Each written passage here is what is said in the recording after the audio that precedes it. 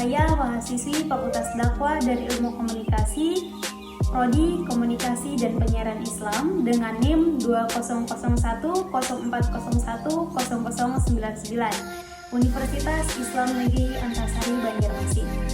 Nah, pada kali ini saya mau membahas tentang salah satu konsentrasi yang ada di ilmu komunikasi, yaitu tentang PR atau Public Relations.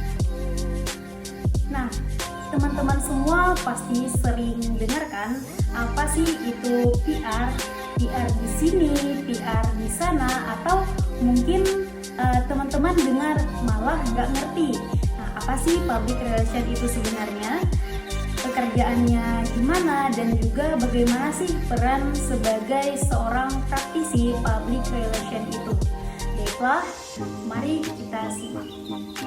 Yang pertama yaitu pengertian public relation. Di sini Frank Jeffsky mendefinisikan public relation itu yaitu individu yang merangkum keseluruhan komunikasi yang terencana baik ke dalam maupun keluar antara satu organisasi dengan halayaknya dalam rangka mencapai tujuan spesifik yang berlandaskan pada saling pengertian.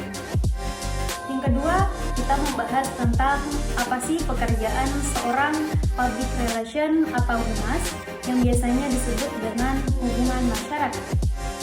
Seseorang yang bertugas mengelola citra dan reputasi publik melalui langkah komunikasi yang strategis terhadap informasi yang disebarluaskan untuk mendapatkan keuntungan dalam bentuk persepsi publik yang positif.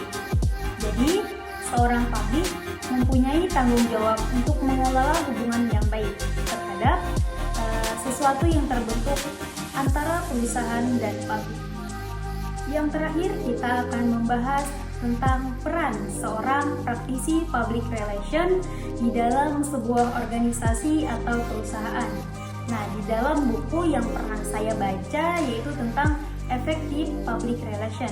Di sana terdapat 4 peran public relation, yaitu yang pertama, teknisi komunikasi, yang kedua, pakar perumus, yang ketiga, fasilitator komunikasi, dan yang terakhir, fasilitator pemecah masalah.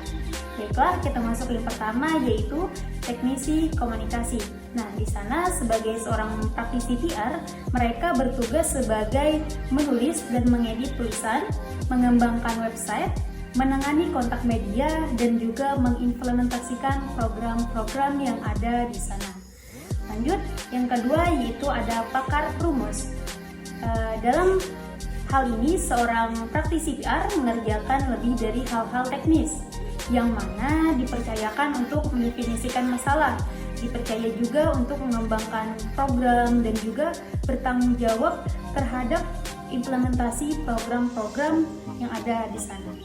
Nah, biasanya mereka bisa diandalkan oleh atasan untuk menangani manajemen isu-isu yang ada. Yang ketiga yaitu fasilitator komunikasi. Sebagai praktisi public relation, di sana mereka berperan sebagai penghubung atau perantara dan juga mediator antara organisasi dengan publik. Di sini, praktisi public relation juga dipercaya untuk menjaga komunikasi dua arah, yaitu terbuka dan juga menjadi fasilitas komunikasi antara publik dengan organisasi atau perusahaan.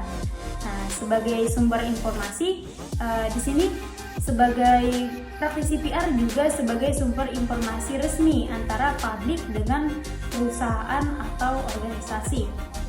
Yang terakhir yaitu fasilitator pemecahan masalah. Di sana sebagai praktisi PR berperan untuk menyelesaikan masalah oleh organisasi atau perusahaan.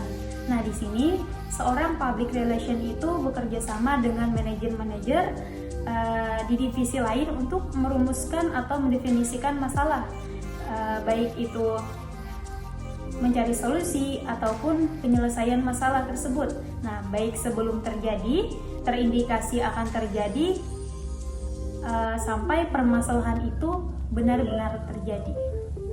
Demikian tadi penjelasan singkat dari saya mengenai public relation. Semoga apa yang saya sampaikan dapat dipahami dan juga dapat bermanfaat bagi teman-teman semua, khususnya bagi teman-teman yang ingin mengambil jurusan ilmu komunikasi dan di bidang public relation. Sekian dari saya. Wallahul muwaffiq ila aqwamit thoriq. Wassalamualaikum warahmatullahi wabarakatuh.